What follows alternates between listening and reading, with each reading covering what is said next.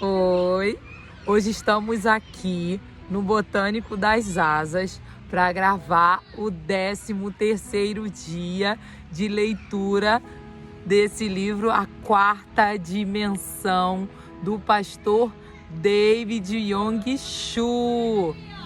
Estamos numa leitura muito importante, falando do Espírito Santo e da atuação dele nas nossas vidas, na nossa casa e na nossa família. Tenho certeza que tem mudado a sua vida e creio que irá mudar a vida de muita gente. Esse lugar é um lugar lindo. Espero que vocês tenham a oportunidade de vir aqui conhecer o Botânico das Asas. Sempre tem escolas, muitas famílias comemorando aqui nesse lugar. São momentos incríveis. Muitos animais, é muito show aqui.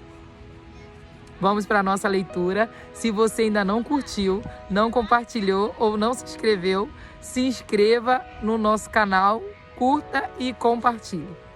Vamos lá. O tema de hoje é Rema. A palavra falada tem poderosa criatividade e seu uso adequado é vital para a vida cristã vitoriosa. Contudo, precisa de uma base correta a fim de ser eficaz. A descoberta da base correta para a palavra falada é um dos mais importantes princípios da verdade de Deus. E com referência a esse tópico que quero conversar com você agora. Fé na palavra de Deus. Problemas e produtividade. Certo dia, trouxeram ao meu escritório uma senhora deitada numa maca. Era paralítica do pescoço para baixo e não conseguia mover nem mesmo um dedo. Enquanto a conduziam ao meu escritório, comecei a ter uma sensação estranha. Era como se meu coração estivesse perturbado, assim como houve um sentimento de expectativa junto ao tanque de Betesda. Assim também soube que algo iria acontecer. Acheguei-me à sua maca e, ao olhar para os seus olhos, vi que tinha fé para ser curada. Não uma fé morta, mas uma fé viva. Toquei-lhe a testa e disse: Irmã, no nome de Jesus Cristo, seja curada. Instantaneamente o poder de Deus se manifestou e ela foi curada. Levantou-se da maca, emocionada, assustada, eletrizada. Alguns dias mais tarde, veio à minha casa para trazer-me alguns presentes. Ao entrar em meu escritório, perguntou: será que posso fechar a porta? Sim, respondi, feche a porta. Então, ela se ajoelhou perante mim, ainda espantada por causa de sua cura, e disse: por favor, revele-se a mim. O Senhor é o segundo Jesus encarnado. Sorri. Querida irmã, sabe, tomo 3 refeições por dia, vou ao banheiro e durmo todas as noites. Sou tão humano quanto você. Sou salvo por intermédio de Jesus Cristo. Aquela senhora tinha recebido uma cura tão miraculosa que a notícia espalhou-se rapidamente. Logo depois, uma senhora rica veio à minha igreja, também trazida em uma maca. Tinha sido cristã por muito tempo e servido como diaconisa de sua igreja. Havia memorizado passagens e mais passagens acerca de cura divina. Eu sou o Senhor que os cura. Êxodo 15:26. Pelas suas feridas fomos curados. Isaías 53:5. Ele tomou sobre si as nossas enfermidades e sobre si levou as nossas doenças. Mateus 8:17. Estes sinais acompanharão os que crerem. Imporão as mãos sobre os doentes e estes ficarão curados. Marcos 16:17 e 18. Orei por ela com todo fervor, mas nada aconteceu. Então gritei, repetindo as mesmas orações para a cura. Usei a palavra de Deus, até mesmo pulei, mas nada aconteceu. Disse-lhe que se levantasse pela fé. Muitas vezes ela se levantava, mas no instante em que a soltava, caía, como um pedaço de madeira morta. Então eu dizia: tenha mais fé e se levante. Ela se levantava e de novo caía. Dizia ela que tinha toda a fé que há no mundo, mas que sua fé não funcionava. Fiquei muito deprimido e logo ela começou a chorar. Dizia: pastor, o Senhor tem preconceito contra mim. O Senhor amava tanto a outra mulher que a curou, mas o Senhor realmente não me ama. Por isso ainda estou doente. O Senhor tem preconceito. Irmã, respondi, fiz de tudo. Você mesma viu. Orei, clamei, pulei e gritei. Fiz tudo que um pregador pentecostal pode fazer, mas nada aconteceu e não compreendo o motivo. Em minha igreja, esse problema inquietante de uma pessoa ser curada, enquanto outra permanece enferma, não ficou limitado a essa ocasião. Evangelistas de fama mundial vêm visitar minha igreja e entusiasticamente dizem: todos vão ser curados. Todos pregam a palavra de fé e muitos são curados. Depois, esses evangelistas vão embora, levando toda a glória, e eu fico com a incumbência de tratar dos doentes que não foram curados. Eles vêm a mim desanimados, abatidos, desesperados, queixando-se. Não fomos curados, Deus desistiu de nós, estamos completamente esquecidos. Porque devemos lutar para vir a Jesus Cristo e crer. Aflijo-me, oro e choro.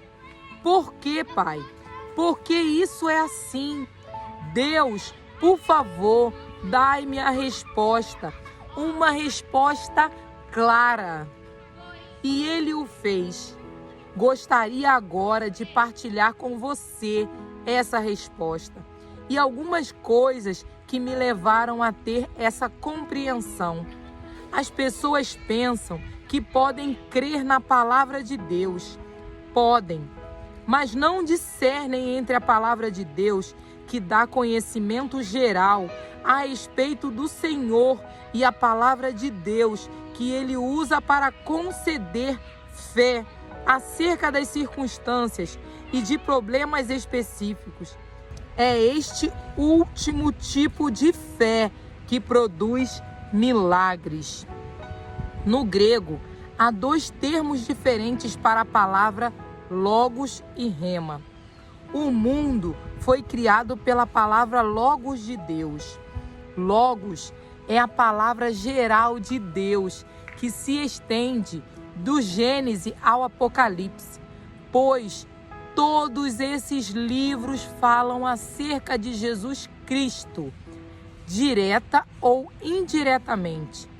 Ao ler a palavra logos, do Gênesis ao Apocalipse, é possível receber todo o conhecimento necessário a respeito de Deus e de suas promessas, mas pela simples leitura não se recebe a fé. recebe-se conhecimento e compreensão acerca de Deus, mas não a fé. Romanos 10:17 mostra que o material usado para edificar a fé consiste em mais do que a simples leitura da palavra de Deus. A fé vem por se ouvir a mensagem, e a mensagem é ouvida mediante a palavra de Deus. Nessa passagem, palavra não é logos, mas rema. A fé, especificamente falando, vem pela pregação da palavra rema. O doutor Ironside define em seu léxico grego a palavra logos, a palavra de Deus falada, e rema, a palavra de Deus que fala.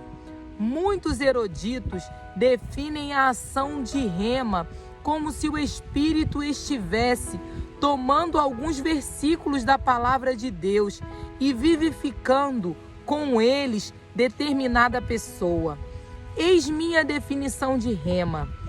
Rema é uma palavra específica, dada a uma pessoa específica, em uma situação específica. Certa vez, na Coreia, uma senhora chamada Yanri promovia grandes concentrações para a juventude na montanha Sangak. Essa senhora tinha um grande ministério.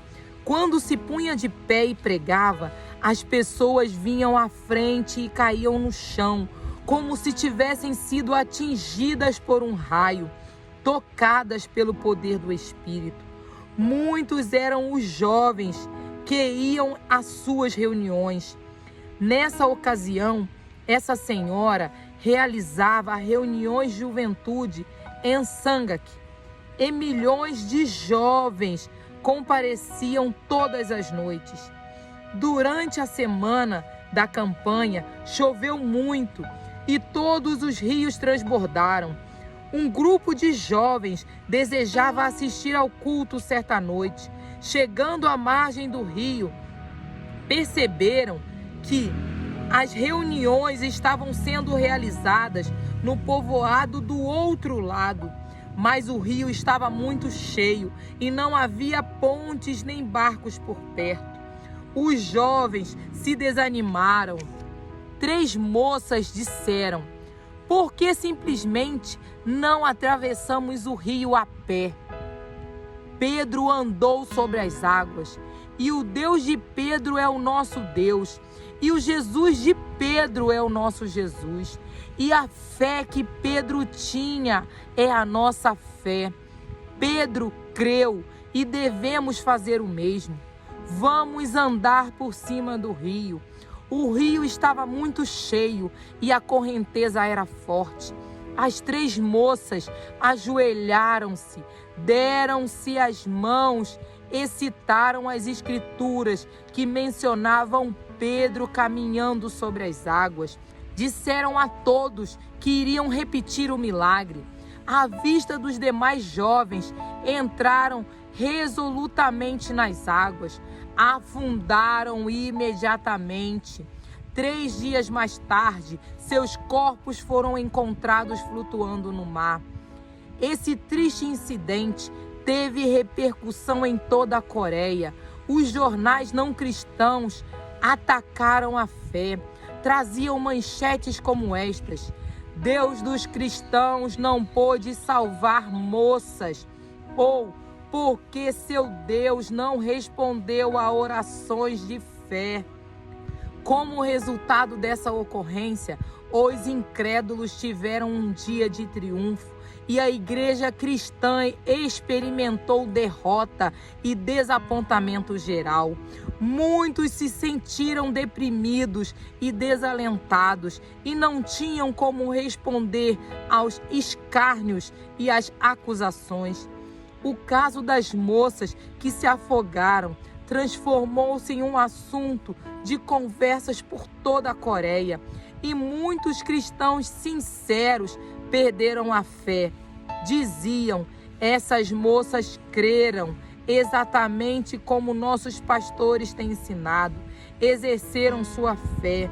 Dos púlpitos, nossos pastores constantemente nos exortam a exercitar com audácia a nossa fé na palavra de Deus. Essas moças fizeram justamente isso. Então, porque Deus não respondeu, Deus Jeová não deve ser um Deus vivo. Tudo isso não passa de uma religião formal e acreditamos nela. Que resposta daria você a essas pessoas? Aquelas moças criam, exercitaram sua fé com base na palavra de Deus. Que parte forte desse livro! E aí, você tem exercitado a sua fé? Muito forte, né? Essas mulheres, essas jovens entraram no rio achando que poderiam andar sobre as águas, crendo, elas tinham fé. Porém, Deus não mandou elas entrarem. Quando Pedro andou sobre as águas, o Senhor mandou ele entrar. Foi uma ordem de Deus. Isso que elas fizeram de entrar no rio não foi ordem do Senhor. Não foi vontade do Senhor que elas se afogassem. Tenho certeza. Mas elas seguiram o seu próprio desejo, a sua própria vontade. Elas não pediram autorização. Elas não tinham permissão para entrar naquele rio. Por isso, sofreram a consequência e afogaram-se. Então, antes de você desafiar o Senhor e fazer algo sem autorização, pense 1, 2, 3, 4 e não faça. Não faça nada sem autorização do Senhor. Para fazermos qualquer coisa, precisamos de autorização. Até para ajudarmos algumas pessoas, precisamos de autorizações de Deus. Que o Senhor possa te orientar, que o Senhor possa te direcionar na sua caminhada de fé. Que o Senhor esteja com você todos os dias. Se você ainda não curtiu o nosso vídeo, curta. Se você ainda não compartilhou, compartilhe. Compartilhe com todos, tá bom? Que o Senhor abençoe a sua casa, que o Senhor abençoe a sua vida. Vamos orar para agradecer. Senhor, muito obrigada por esse dia. Obrigada, Senhor, por cada um que está comigo nessa leitura. Obrigada pela oportunidade de estar ajudando pessoas através dessa leitura. Que o Senhor venha a cada dia abençoar a minha vida, abençoar a minha casa e abençoar a cada um que está comigo. Que o Senhor dê a cada dia bênçãos sobre bênçãos e sabedoria acima de tudo para cada um de nós. Muito obrigada, Pai, por tudo que o Senhor tem nos dado. Em nome de Jesus. Amém. Amém. Que o Senhor abençoe a sua casa, hoje e sempre. Tchau. Até o próximo dia de leitura.